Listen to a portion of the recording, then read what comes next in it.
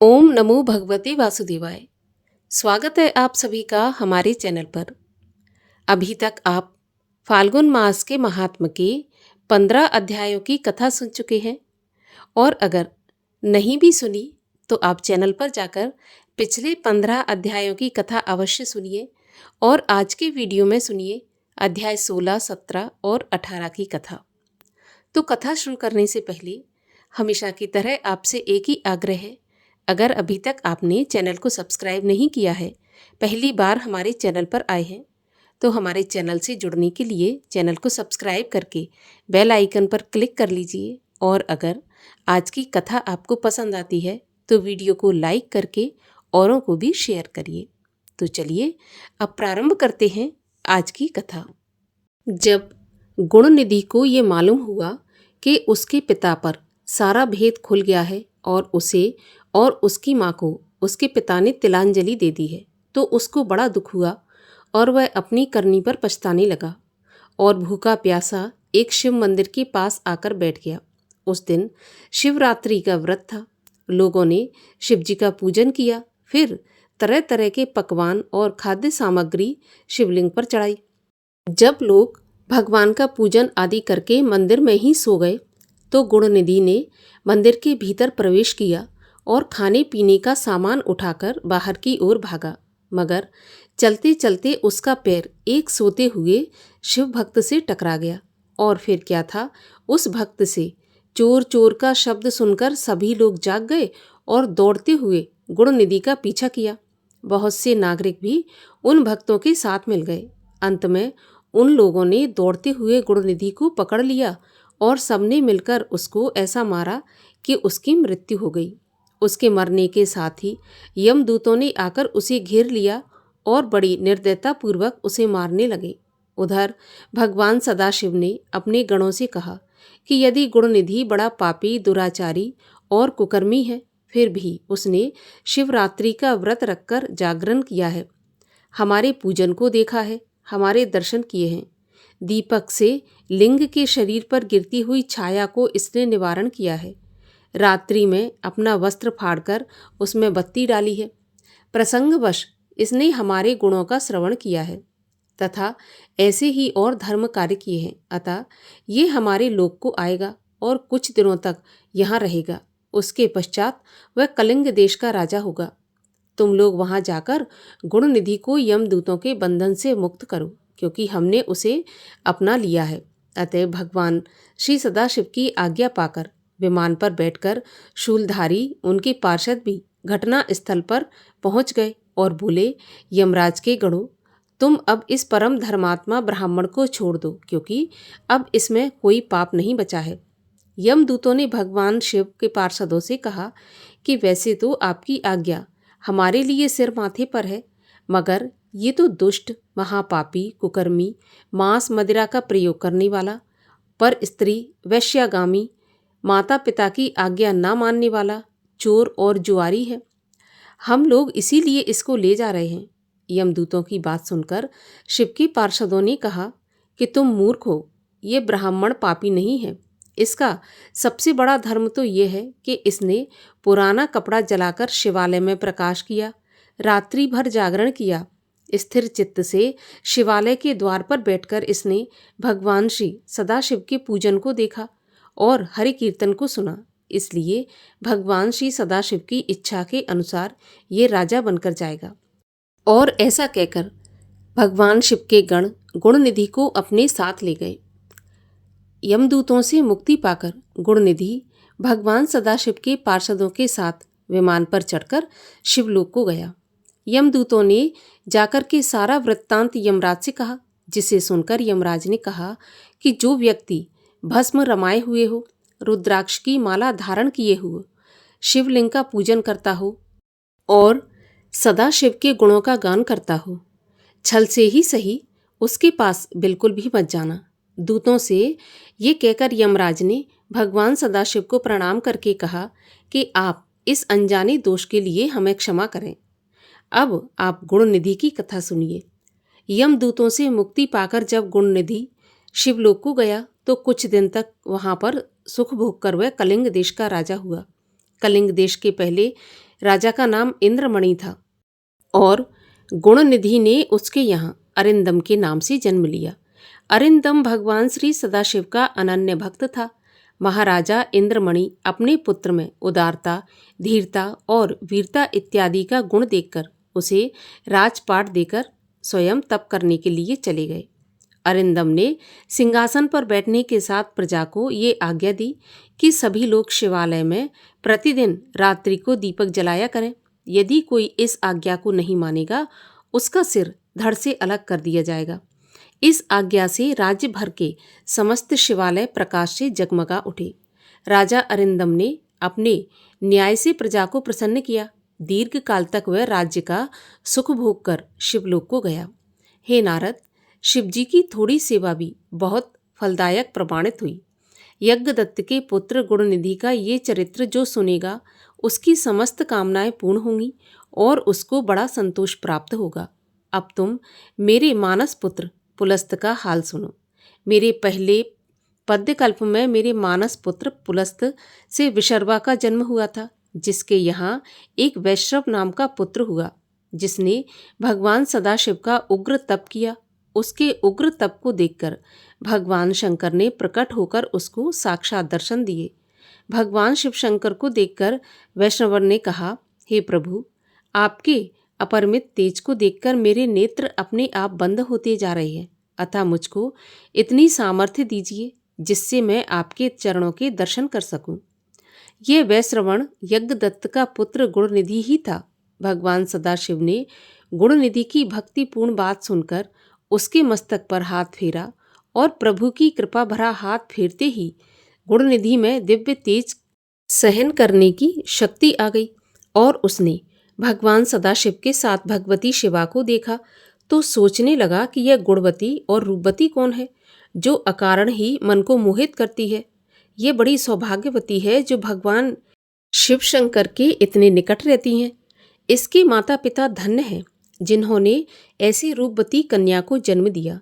इस प्रकार बार बार विचार करते हुए राजा वैष्णव ने भगवती शिवा को कुदृष्टि से देखा। पार्वती जी को क्रूर दृष्टि से देखते ही उसका बायां नेत्र फूट गया। भगवती शिवा ने भगवान सदाशिव से कहा कि ये कैसा तपस्वी और भक्त है जो कि मुझे कुदृष्टि से देखता है। भगवती शिवा की बात सुनकर भगवान सदाशिव ने कहा, देवी, इस तपस्वी ने बड़ा उग्र तप किया है, इसलिए इसका अविश्वास करना ठीक नहीं है। ये तुम्हारा पुत्र है, अतः यह तुम्हें क्रूर दृष्टि से नहीं देख सकता, अपितु यह तो तुम्हारी तपस्या की सराहना कर रहा था, अतः मैं इसे निधियों का स्वामी बनाऊंगा, यह गुह्यों का ईश्वर होगा। इतना कहकर भगवान सदाशिव ने वैश्रवण से कहा, वत्स, तुम क्या चाहते हो? जो इच्छा हो सो वरदान मांगो। मेरे आशीर्वाद से तुम वसुओं के स्वामी हो जाओगे। तुम राजाओं के विद्याधरों के साथ किन्नरों के स्वामी होगे। इसके पश्चात हम तुम दोनों मित्र रूप में कैलाश पर जाकर निवास करेंगे। अब तुम भगवती शिवा के चरणों में नतमस्तक होकर क्षमा की याचना करो। ये तुम पर दया करके तुमको मानसिक पाप से मुक्त कर देंगी। इसके पश्चात उन्होंने भगवती श्री शिवा से कहा, हे देवी, अब अपने इस पुत्र पर प्रसन्न हो जाओ। भगवान सदाशिव की बात सुनकर अपना क्रोध शांत करके देवी ने कहा, पुत्र, अब से तुम मेरे पुत्र हुए। शिव की भांति मैं तुम पर दयालु हूँ। अब से तुम्हारा नाम कुबेर होगा। तुम्हारा स्थापित किया हुआ यह शिवलिंग सिद्धियों का देने वाला होगा और पूजन करने से पापों को नष्ट करके मोक्ष को देने वाला होगा। फिर भगवान सदाशिव ने वैश्वेश्वर नामक स्थान में गुणनिधि या वैश्रवण को कुबेर बनाकर प्रवेश करा दिया और स्वयं उसकी अलकापुरी नामक महानगरी के समीप ही अपना कैलाश नामक स्थान नियुक्त किया। वैश्रवण को वरदान प्रदान करके भगवती शिवा के साथ भगवान सदाशिव अंतर्ध्यान हो गए। भगवान सदाशिव की कृपा से वह अनंत धन रत्नों के स्वामी हुए और अलकापुरी का राज्य प्राप्त करके शिव मित्र के नाम से प्रसिद्ध हुए। हे नारद, गुणनिधि की कथा मैंने तुमको विस्तार पूर्वक सुनाई, जो सदा आनंद को देने वाली है और तनिक चेष्टा से महान आनंद देने वाली है। गुणनिधि के समान पापी भी बिना इच्छा के भूखा रहने पर शिवरात्रि का व्रत करने वाला समझा गया। भगवान सदाशिव के बराबर भला और कौन दयालु होगा। अब भगवान सदाशिव कुबेर को वरदान देकर जब अपने लोक में वापस पहुंचे तो विचार करने लगे कि मनुष्यों की भलाई के लिए क्या काम करें। तो उन्होंने निर्णय किया कि मित्र बनकर उनके पास रहें, किंतु वहां मैं किस रूप में निवास करूं। यदि मैं अपना ब्रह्ममयी शरीर त्याग कर किसी अन्य शरीर में निवास करूं तो कुबेर दोनों शरीरों में भेद और समझने लगेगा। अतः मुझे अपनी इसी नाम और शक्ति से वहां जाकर निवास करना चाहिए। मैं और शिवा अर्थात हम दोनों ने अभी तक कोई भी अवतार धारण नहीं किया। अब हम दोनों स्वयं वहां चलकर योग का साधन करेंगे। उसी स्थान में शिवा भी अवतार धारण करेंगी और संसार के नियम अनुसार मेरी पत्नी बनेंगी।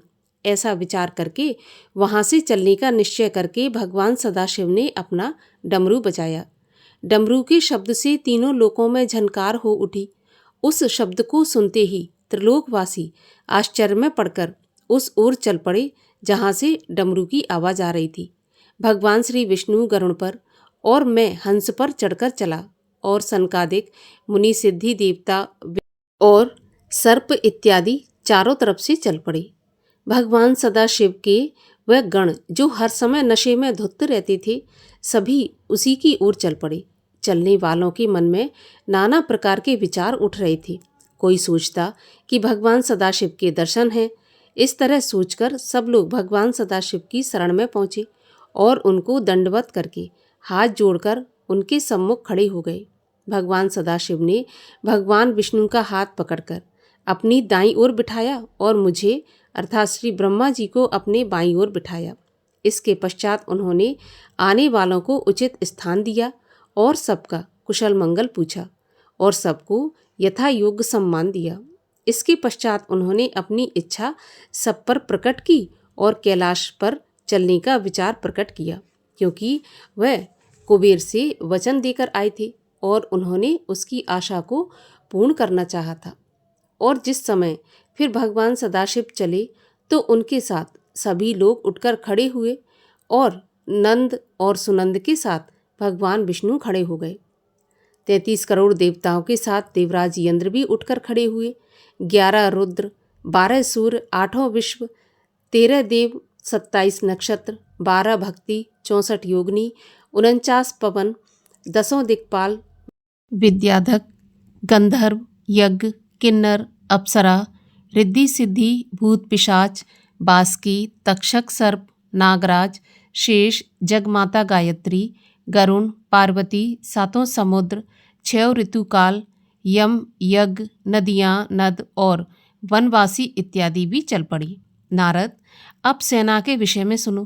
कर्ण नामक गण के साथ 1 करोड़, कैके नामक गण के साथ 10 करोड़ सेना, विकृत नामक गण के साथ 8 करोड़ की सेना, प्रियात्रक के साथ 9 करोड़, विकटानन के साथ ही 9 करोड़, जालक के साथ 12 करोड़, दुंदुबी के साथ 14, कुंदक 10,000 सेना का नायक, कंपन 8 करोड़ सेना के साथ, विष्टम्ट भी 8 करोड़ के साथ। इनके अतिरिक्त ननपति सनात अपनी 10-10 करोड़ सेना के साथ, कंडीगण 12 करोड़ सेना के साथ, महाकाल 100 करोड़, काल 100 करोड़, अग्नि 17, रवि, शतक, कुकल, अमोद इत्यादि के साथ 1-1 करोड़, कामपद और संतान के साथ 60-60 करोड़, ढीनिंग, पुरंग, पूर्ण, भद्र और नीम के साथ 9 करोड़, चित्रक के साथ 7 करोड़, विजयी काष्ठा के साथ 1 करोड़, विरुद्धास और परम युग के साथ असंख्य सेना थी। इनके अतिरिक्त और भी बहुत से सेनापति थे। शिवगणों में ताग्यकेतु, श्रीधन, पंचदूत, भयानक लंकेश, संवर्तक और भृंगी इत्यादि अपने साथ 1-1 हजार भूत लिए हुए थे और 10 करोड़ धूत भी थे। लाकांत, दैत्यांत, दीप और आसन देवताओं के परम प्रिय एक ही रूप वाले 64,000 थे। भगरुद्र के असंख्य गण थे। उनके ललाट पर चंद्रमा, सिर पर जटा विराजमान थी। गौर वर्ण, विशाल नेत्र, सर्व अंग भस्म लपेटे, सब भूषणों से भूषित, सर्वारंग सुंदर, मस्तक पर त्रिपुंड लगाए हुए थे। उनके शरीर का प्रकाश करोड़ों सूर्यों के समान था उनको देखकर मैं और भगवान विष्णु भी आश्चर्य में पड़ गए। भगवान सदाशिव की विशाल सेना देखकर चारों तरफ जय जयकार होने लगी।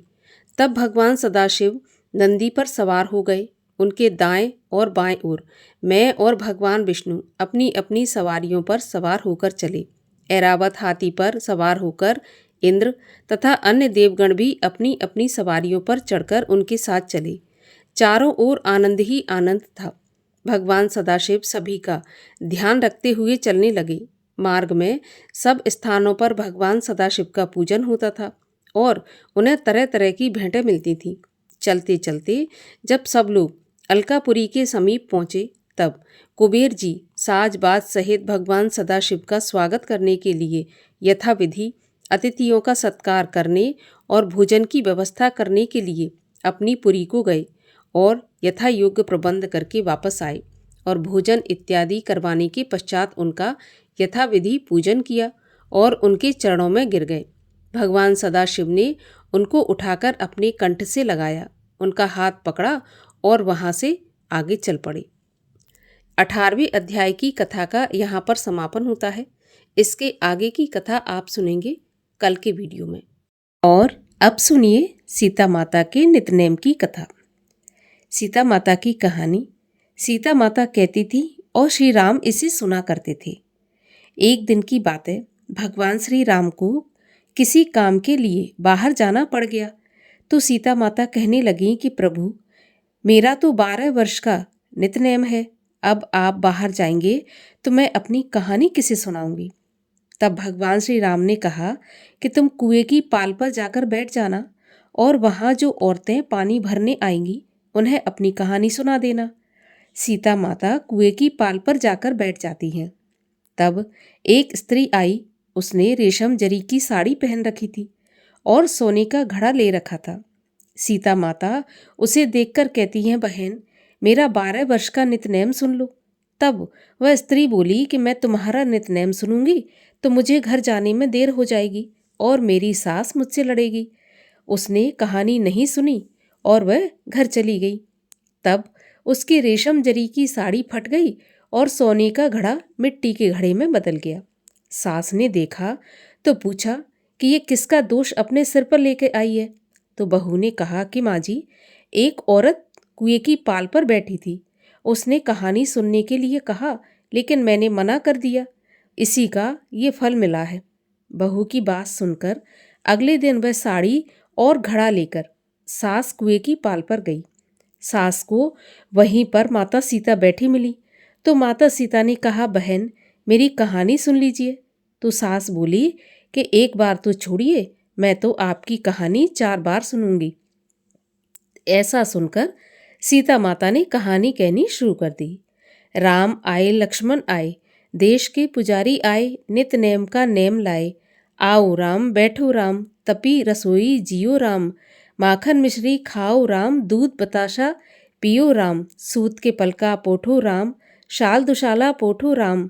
शाल दुशाला ओढ़ो राम। जब बोलूं जब राम ही राम, राम संवारे सबके काम। खाली घर भंडार भरेंगे, सबका बेड़ा पार करेंगे। श्री राम जय राम, जय जय राम। सास बोली, बहन, कहानी तो बहुत अच्छी लगी। कहानी सुनकर सास घर चली गई। फिर उसकी साड़ी फिर से रेशम जरी की बन गई और जो मिट्टी का घड़ा था वो फिर से सोने के घड़े में बदल गया। बहू कहने लगी, सासू माँ, आपने ये सब कैसे किया? तो सास ने कहा, बहू, तू दोष लगा के आई थी और मैं दोष उतार कर आ रही हूँ। बहू ने फिर पूछा कि वह कुएं वाली स्त्री कौन है?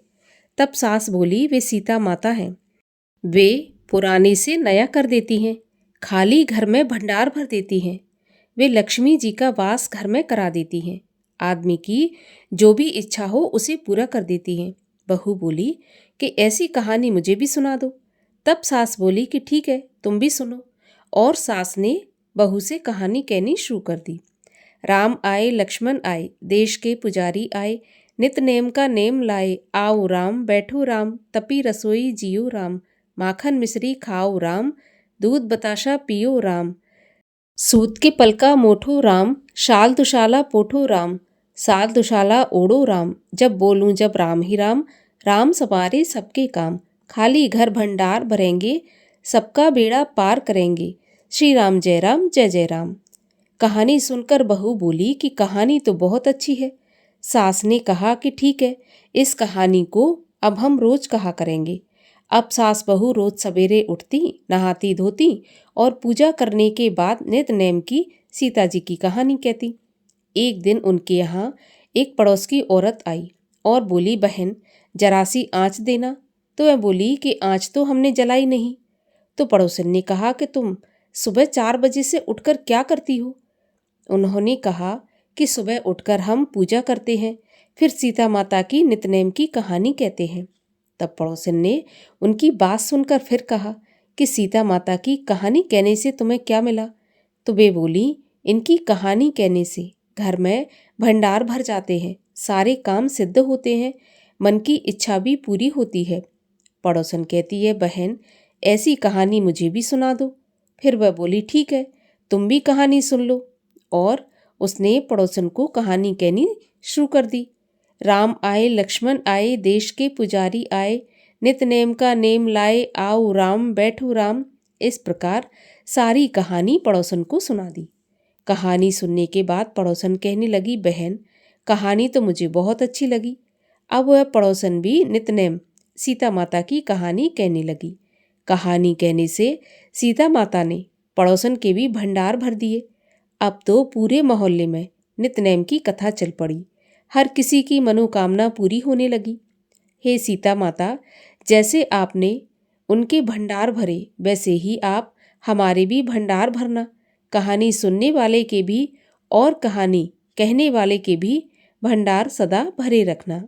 बोलिए सीता माता की जय। और अब सुनिए श्री शिव चालीसा। जय गणेश गिरिजा सुवन, मंगल मूल सुजान, कहत अयोध्या दास तुम, देहु अभय वरदान। जय गिरिजापत दीन दयाला, सदा करत संतन प्रतिपाला। भाल चंद्रमा सोहत नीके, कानन कुंडल नाग फनी के। अंग गौर सिर गंग बहाए, मुंड माल तन छार लगाए।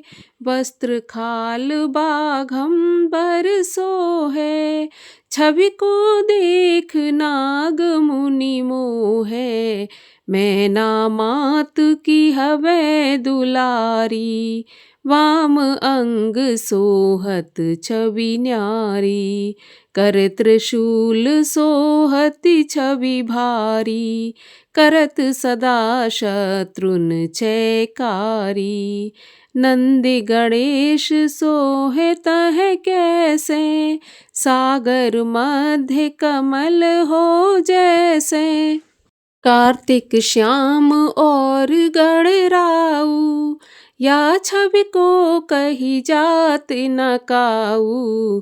देवन जबहि जाए पुकारा, तबहि दुख प्रभु आप निवारा। किया उपद्रव तारक भारी, देवन सब मिल तुमहि जुहारी। तुरत षडानन आप पठायऊ, लव निमेष मह मार गिरायऊ। आप जलंधर असुर संघारा, सुयश तुम्हार विदित संसारा। त्रिपुरासुर सन युद्ध मचाई, सबहि कृपा कर लीन बचाई। किया तपहि भागीरथ भारी, पुरब प्रतिज्ञाता सुपुरारी। दानिन मह तुम सम कोई नाही, सेवक अस्तुत करत सदाही। वेद नाम महिमा तब गाई, अकथ अनाद भेद नहीं पाई।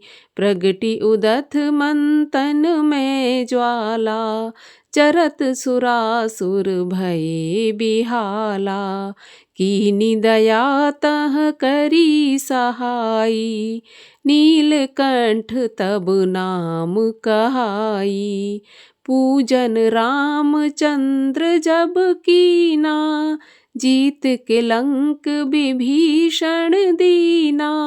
सहस कमल में हो रहे धारी, कीन परीक्षा तबहि पुरारी। एक कमल राखे प्रभु जोई, कमल नयन पूजन चह सोई। कठिन भक्ति देखी प्रभु शंकर, भय प्रसन्न दिए इच्छित वर। जय जय जय अनंत अविनाशी, करत कृपा सबके घटवासी। दुष्ट सकल नित मोहे सतावे, भ्रमत रहो मोहे चैन न आवे। त्राहि त्राहि मैं नाथ पुकारो, एहि अवसर मोहे आन उबारो। लै त्रिशूल शत्रुन को मारो, संकट से मोहे आन उबारो। मातु पिता भ्राता सब होई, संकट में पूछत नहीं कोई। स्वामी एक है आस तुम्हारी, आए हरहु मम संकट भारी। धन निर्धन को देत सदाई, जो कोई जाचे सो फल पाई। अस्तुत के विधि करो तिहारी, क्षमहु नाथ अब चूक हमारी। शंकर हो संकट के नाशन, मंगल कारण विघ्न विनाशन। योगी यति मुनि ध्यान लगावे, नारद शारद शीश नवावे। नमो नमो जय नमो शिवाय, सुर ब्रह्मादिक पार न पाए। जो यह पाठ करे मन लाई, तापर होत है शंभु सहाई। ऋनिया जो कोई हो अधिकारी, पाठ करे सो पावन हारी। पुत्रहीन कर इच्छा कोई, निश्चय शिव प्रसाद तेहि होई। पंडित त्रयोदशी को लावे, ध्यान पूर्वक होम करावे। त्रयोदशी व्रत करे हमेशा, तन नहीं जाके रहे कलेशा। धूप दीप नैवेद्य चढ़ावे, शंकर सम्मुख पाठ सुनावे। जन्म जन्म के पाप नसावे, अंत धाम शिवपुर में जावे। कहे अयोध्या आस तुम्हारी, जान सकल दुख हरऊँ हमारी। नित्य नेम कर प्रात ही, पाठ करो 40। तुम मेरी मनोकामना पूर्ण करो जगदीश। मक्सर छठ है मंत्र ऋतु, संवत 64 जान। अस्तुत 40 शिवहि, पूर्ण कीन कल्याण। ओम जय शिव ओमकारा, स्वामी हर शिव ओमकारा। ब्रह्मा विष्णु सदा शिव, अर्धांगी धारा। ओम जय शिव ओमकारा। एकानन चतुरानन, पंचानन राजे। हंसानन गरुणासन, वृषवाहन साजे। ओम जय शिव ओमकारा। 2 भुज 4 चतुर्भुज, दस भुज ते सोहे, तीनों रूप निरखते, त्रिभुवन मन मोहे। ओम जय शिव ओमकारा, अक्षमाला वनमाला, मुंडमाला धारी, चंदन मृग मद सोहे, भोले शुभकारी। ओम जय शिव ओमकारा, श्वेतांबर पीतांबर, बाघंबर अंगे, सनकादिक ब्रह्मादिक, भूतादिक संगे।